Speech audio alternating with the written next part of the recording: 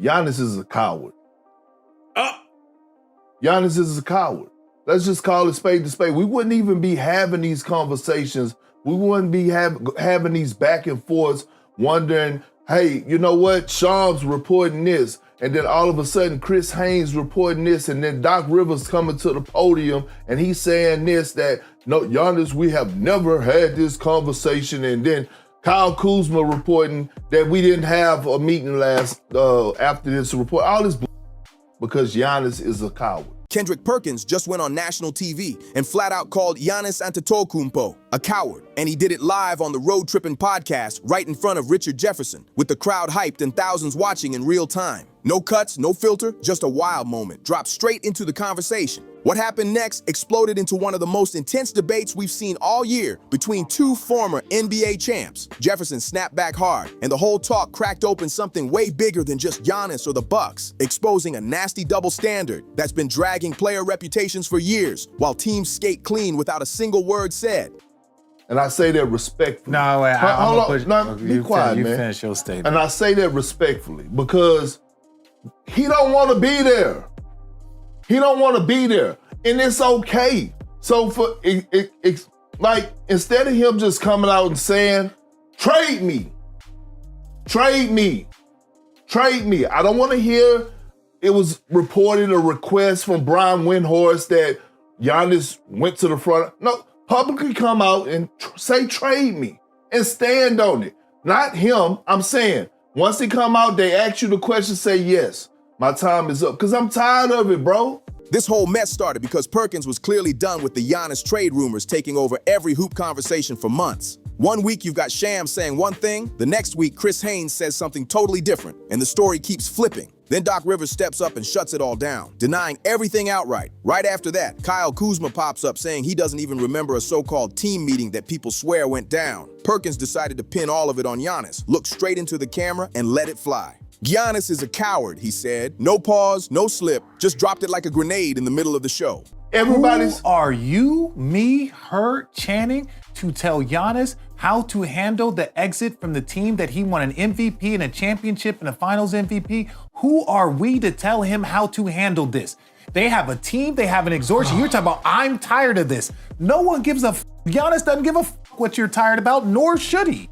Respectfully. Then came the wildest part, when he tried to soften it with, I say that respectfully, leaving everyone wondering how you even say something like that with respect. His whole argument boiled down to one simple thing. Perkins believes Giannis doesn't want to be in Milwaukee anymore. And in his mind, everybody already knows it, because the reports are everywhere. Brian Windhorst already said that Giannis asked for a trade to the Knicks during the offseason, and the Bucks even reached out to New York to see what kind of package they could get. Perkins keeps asking the same question over and over. Why won't Giannis just say it out loud? Why not step up to the podium and tell the world, trade me, I'm done here? That's what really gets under Perkins' skin. All the rumors, the constant back and forth, and watching Giannis push back on things that insiders claim are already confirmed. Well, why should we give a f about him every day? Because we're covering basketball. Okay, that's what I'm saying. So we're covering the game. My point is this: if we don't like the way he's handled it, we can respect Giannis and say, you have done enough for this league. You have done enough for Milwaukee Bucks. They need to figure out things internally. So we want him to come out and say it so we can talk about where he wants to go. No. I want you to stop hiding your hand. Doesn't have to hide his hand. He doesn't have to fucking show you, me, or anybody else their hand. He doesn't have to show. What you mean, bro? Like, what I mean is, what are you seeing? What are you seeing? What are you seeing? Because Giannis is vocal. He doesn't have to show us. He's vocal about everything else.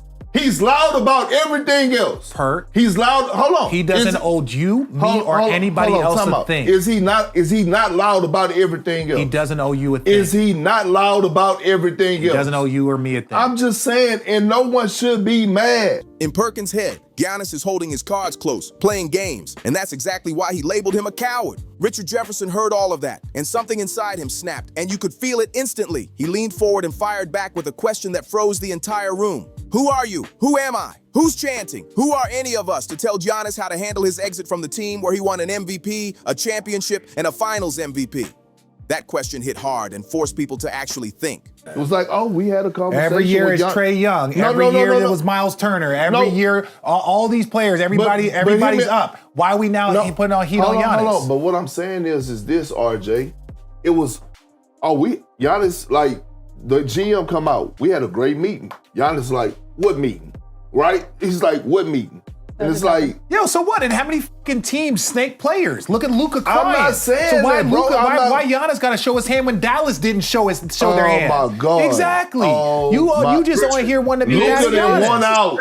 I understand that, but I'm saying Dallas didn't show his hand, so why a player got to show his hand? If a team's not going to show their hand, it's a distraction. Their team is dog shit anyway. What distraction? He's the only good thing about their team. Giannis didn't just pass through Milwaukee. He built everything there. He came into the league as a skinny kid from Greece nobody knew and turned himself into one of the most dominant forces the game has ever seen. He ended a 50-year championship drought by giving everything he had to that city. And now Perkins wants to call him a coward because he won't leave the way Perkins thinks he should. Jefferson kept pushing, and his words landed heavy. Nobody cares what you're tired of. Giannis doesn't care either, and he doesn't have to. And the tension in that room was so heavy you could feel it through the screen. Perkins tried to push back, pointing out that Giannis Antetokounmpo is usually outspoken about plenty of topics and never shies away from speaking his mind. To be honest, I could give two shits, bro, about the Milwaukee Bucks. That's what I'm saying. Like, it's reports. But we can't speak out on Giannis like this is what he's supposed to do No, in the bullshit. No, bro, no. This is my thing.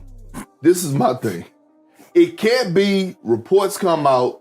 This is what it is. This is how it's going. Giannis won out.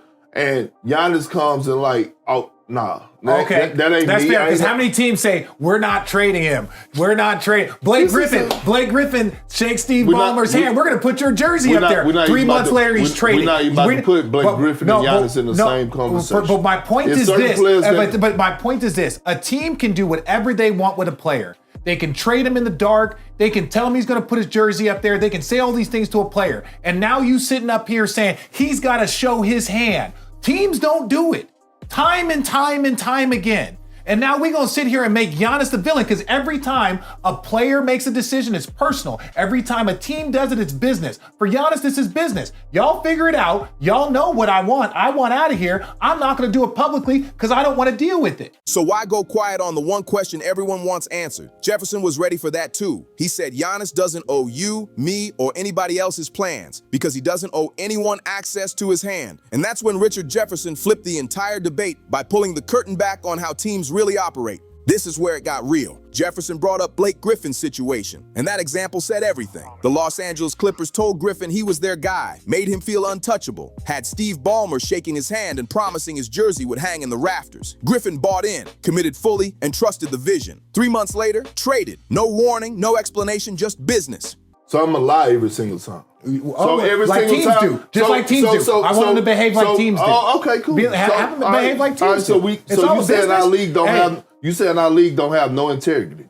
Not when it comes to trades. Okay, cool. Not when it comes to trades. I'm cool with Zero. that. Ask Luka. I'm cool with that. Ask Luka. Okay. Great. Jefferson threw that example straight at Kendrick Perkins and asked how many times teams sell players a dream, then move them in silence. How many times do organizations say one thing publicly and do another behind closed doors? And now Giannis is supposed to show his hand when teams never do that, ever. The Luka Doncic and Dallas Mavericks situation came up too because front offices don't broadcast their moves. They operate quietly, make decisions in private, and only speak when it's convenient. Nobody calls teams cowards for that. Nobody demands press conferences where executives explain their intentions step by step. But when a player protects his leverage, suddenly he's labeled a coward who owes the media and fans a public declaration. Jefferson summed it up perfectly. Every time a player makes a move, it's personal. Every time a team does it, it's business. And for Giannis, this is business too. And he's doing exactly what teams have done forever. What's happening in Milwaukee right now goes way beyond a podcast argument because the Bucks are in real trouble. An 11-15 record has them sitting 10th in the Eastern Conference, which is nowhere near where a supposed title contender thought it'd be. At one point this season, they dropped 8 of their last 10 games and the vibes went south fast. The Miles Turner signing hasn't hit the way anyone expected either. He's shooting a career low from the field. The supporting cast looks out of sync and nothing feels settled. Meanwhile, Giannis has been carrying the whole franchise on his back, putting up nearly 29 points, 10 boards, and 6 assists a night like a one-man rescue mission.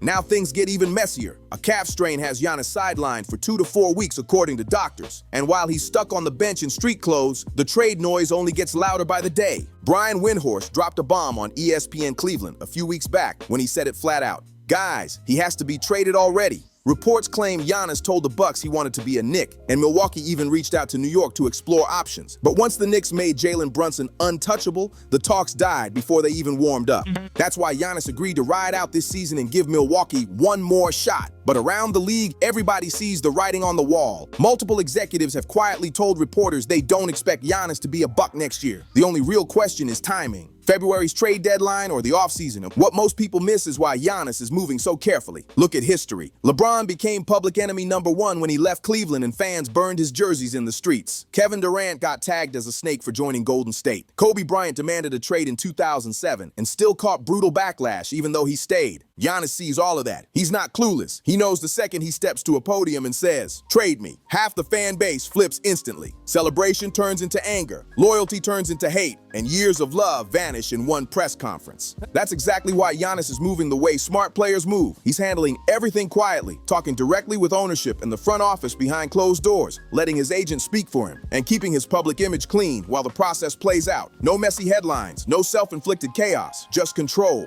And let's be real for a second. The money matters too. Giannis is eligible for a 4-year, $275 million extension starting in October 2026. That's generational money, life-changing wealth that sets up your family forever. Going public, burning bridges, and creating unnecessary drama can hurt relationships, and teams absolutely pay attention to how players exit situations. How you leave one franchise shapes how the next one looks at you. Giannis knows that. He's calculated, patient, and thinking long-term. He's playing chess while everyone else wants him to flip the board and play checkers. And while Kendrick Perkins was out there calling him a coward, Giannis responded in the most Giannis way possible, without saying much at all. The road trip in Instagram posted a clip hinting at locker room tension in Milwaukee, and Bobby Portis jumped straight into the comments, laughing it off. He wrote that people say anything, followed by a flood of laughing emojis. Then Giannis replied directly to Portis with a simple joke, basically saying, "You think this will be us in a few years?" with even more laughing emojis. No statement, no podium, no denial tour. Just teammates laughing at the noise and making it clear they're not buying into the drama.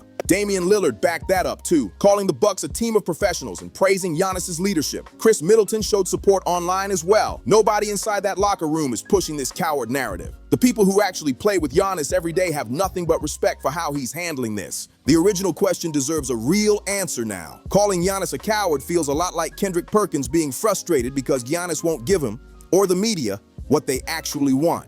And if you really think about it, what Perkins is asking for isn't honesty. It's a show. He wants the moment, the headlines, the drama, and weeks of nonstop debate without having to guess.